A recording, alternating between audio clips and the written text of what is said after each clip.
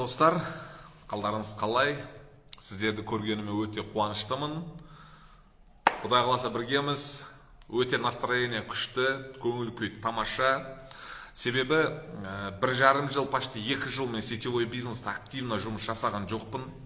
Ол қандай да бір өзімнің бір сондай бір жұмыстарыма байланысты, бірақ та ақталғым келмейді. Өйткені әр адам не істесе де өзінің ошибкасымен, өзінің қателігімен, или өзінің бір табандылығымен жетеді барлық нәрсеге. Жақсы нәрсе болсын, жаман нәрсе болсын.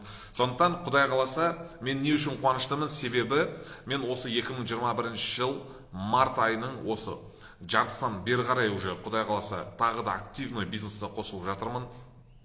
Енді бұл жерде сіздермен прямой эфирге шыққаным себебі не? Мысалы, сетевой бизнес істеп жүрген адамдар орталарыңызда өте көп.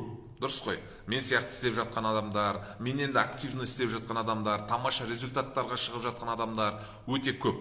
Өйткені сетевой бизнесті тек қана сол сетевой бизнестің ішіне көріп, кіріп, мысалы, сол бизнесті түсініп, системасын көріп, танысып, онымен не бизнес екен, қалай бизнес екен, осы бизнестің артына қаншама адамдарға көмек беруге болатынын түсінген адам ғана бұл бизнесті істейді. Басқалар істей алмайды. Өйткені әр адам, кез келген адам бұл бизнесті істей алмайды. Соны ұмытпайық, достар. И менде осыдан 1,5 жыл, 2 жыл бұрын бір қандай да бір өзімде спад болды бизнесте. Басқа бір жұмыстармен араласып, мысалы, содан кейін сетевой бизнесте неактивный болып қалдым да, но менің всегда жүрегімде бұл бизнес тұратын, всегда мен осы бизнесте по-любому бір результатқа шығам деген менде сондай бір нақты шешім болатын. Сондықтан мен сетевой бизнесті ешқашан изменять еткен емеспін, сатқан емеспін, былайша айтқанда. Сондықтан мен қайтадан мінекей 10-15 күндей болып қалды. Құдай қаласа осы бизнеске қайтадан активный қосылып жатырмын. И сіздерге өзімнің осы жерде істеген 1-2 қателіктерім туралы айтқым келіп отыр. Себебі араларыңызда сетевой бизнеспен айналысып жатқан адамдар бар ғой, бәрібір қателік жасайды. Мысалы, менің істеген қателігімді сіз әлі істемеген шығарсыз. Дұрыс қой. Осындай қателікті істемеу үшін осы менің видеомды көретін болсаңыздар, иншалла IGTV-ға сақтаймын мен бұл нәрсені, бұл видеоны көрсеңіздер, өздеріңізге бір былайша айтқанда дұрыс шешім қабылдап, содан кейін менің қателігімді жасамасаңыздар, иншалла тамаша болады деп ойлаймын. Мысалы, мен бұл бизнесте 2016 жылдан бері жұмыс жасап келе жатырмын. Мінекей 5 жыл толды. Бірақ та активно 1,5 жыл жұмыс жасағам. Активно 1 жыл или 1,5 жыл. Сол арасында мен жұмыс жасағам. Қалған уақыттарда неактивно болдым. И сосын арттағы мысалы 1,5 жыл, 2 жылда вообще былайша айтқанда істеген жоқпын. Вообще 0 болды десе де болады.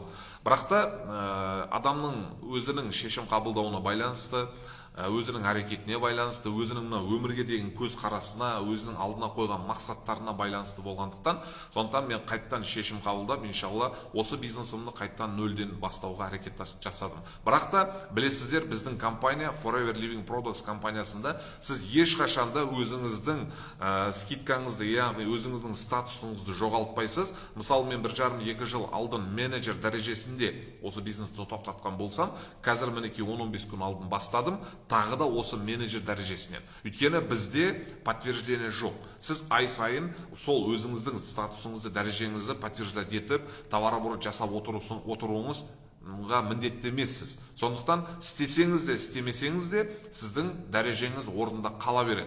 Осы жақтама мен осы Forever компаниясына мен өзімнің шляпамды шешкенмін. Себебі вообще керемет, супер компания. Енді қателігім туралы айтатын болсам, менің қателіктерім, мысалы, білесіздер, бұл бизнес всегда өзіңіздің активный результат көрсетіп отқан спонсорыңызбен байланысты болады. Егер де біз әрқашанда өзіміздің спонсорымыздың айтқанын бұлжытпай орындап, оның көрсеткен жолдарын істеп, мысалы, ол не айтып жатыр бізге, соны барлығын ат и до біз істеп отыратын болсақ, бізде сол кісінің дәрежесіне жете аламыз. Иногда адамда сондай нәрсе болады, сондай чувство болады да.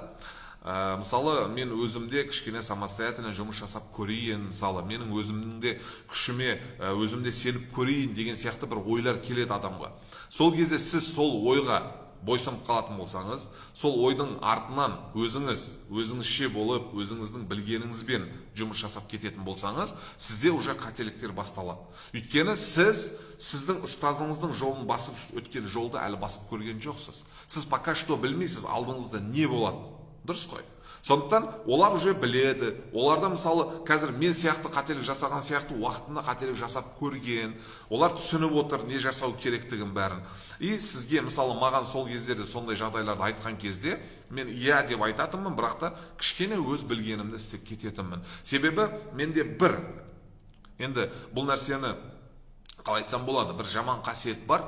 Мысалы мен жақсы білім алам, керемет білім алам, кітап оқимын, обучаться етемін, тренингтерге қатысамын, семинарларға барамын, бірақ та сол обучениеде алған білімімді, мысалы кітапта алған білімімді практикада, тәжірибеде істетпеймін. Көбінесе істете алмаймын. Осы нәрсе қателік. Егер де араларыңызда сондай адамдар болса, мысалы кітап оқып жатсыз, біреуден ұстазыңызда бір нәрсе естіп жатсыз, сол естіген, білген біліміңізді обязательно практикада жасаңыз. Обязательно жасаңыз. Сол кезде ғана сіз нәтижеге шыға аласыз. Егер де сіз білімді алып, ешқашан практикада оны жасамайтын болсаңыз, ешқандай сізде нәтиже болмайды. Ол кез келген бизнес болсын, кез келген сала болсын, алған білімді практикада жасау керек. Сразу жасау керек. Бүгін алдыңыз ба білім, сол білімді бүгін өзіңіздің бизнесіңізге внедрять етіңіз, кіргізіңіз, яғни, сол нәрсені істеңіз тәжірибеде, практикада істеңіз обязательно. Вот сол кезде сіз сол этапты жеңіп өтесіз. Егер де тек қана білім бере берсеңіз, миға білім бере берсеңіз, бірақ та оны амалда жасамайтын болсаңыз, ол білімнен не пайда? Бір мудрый человек айтқан екен, бір ақылды адам айтқан екен. Сенің білген нәрсеңнен или сенің біліміңнен не пайда, өмірге не пайда? Егер де сен сол нәрсені амалда жасамасаң. Осы нәрсені ұмытпайық. Менде осы қателіктер біраз болды.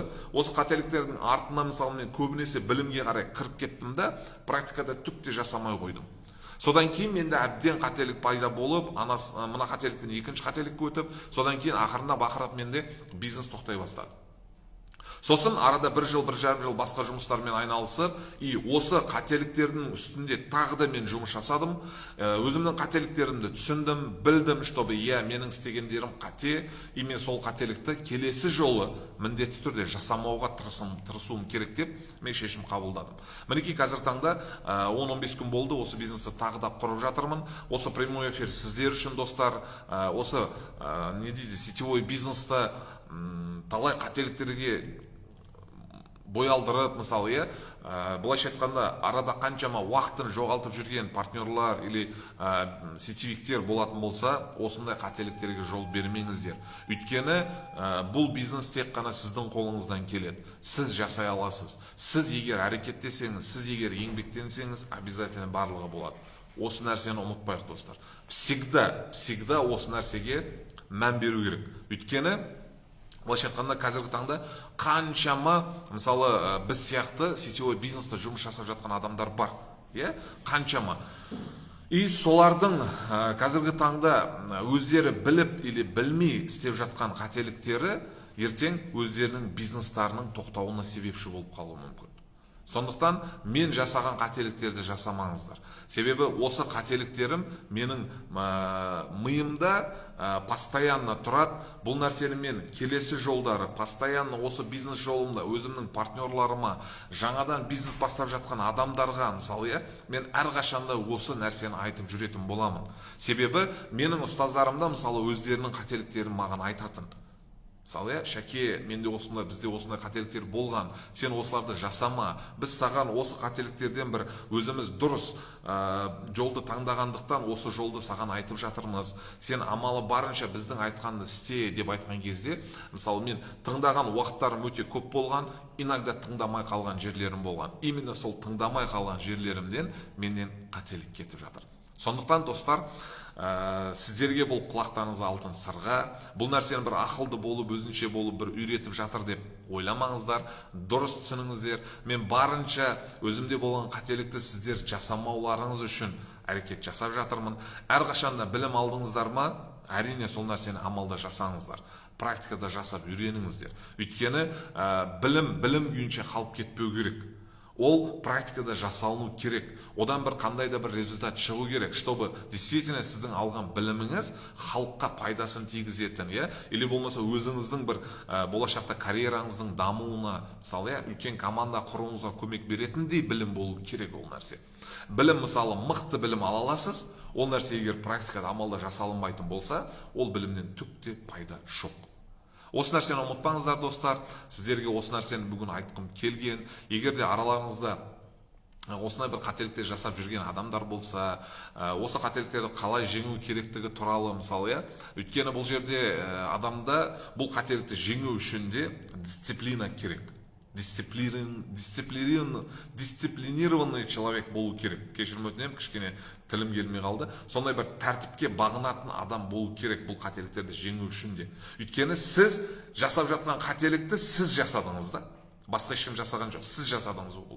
Значит, өзіңіздің осы жаман қасиетіңізді сіз жеңе аласыз. Жеңу үшін сізге тәртіпті болу керек. Сіз күнделікті определенный сол жұмысты жасап отырып, осы қателікті жеңіп, ақырындап бір жаңағыдай керемет адамға айналасыз. Вот сол кезде сол қателіктің бәрін жеңесіз, и ары қарай тура жолмен, спонсорлардың айтқанымен, яғни действующий, результаты бар, четко, системамен жұмыс жасап жатқан спонсорларыңыз болса, солардың сөзіне кіріп, солардың қасында жүріп, солардың айтқанын істеп жүретін болсаңыздар, иншалла тамаша результаттар болады болашақта. Осы нәрсені ұмытпайық, достар. Сіздерге осы нәрсені бір қысқаша айтайын дегенмін. Егерде осы видео сіздерге пайдалы болған болса, обязательно өздеріңіздің мненияларыңызды, пікірлеріңізді комментарияда қалдырыңыздар, лайк басып қойыңыздар, партнерларыңызға болсын, или болмаса басқа да бір сетевик таныстарыңызға болсын, осы видеоларды жіберіп қойыңыздар. Себебі әр адам тірі жан бар екен, ол адам қателеседі. Бірақ та сол қателігінен дұрыс жолды таңдауды үйрену керек. И осы видеолар бір-бірімізге көмек береді деген үміттемін. Құдай қаласа сіздермен тағы да алда кездесеміз. Жаңа прямой эфирлерде, прямой эфир IGTV-де сақталады. Міндетті түрде кіріңіздер, көріңіздер.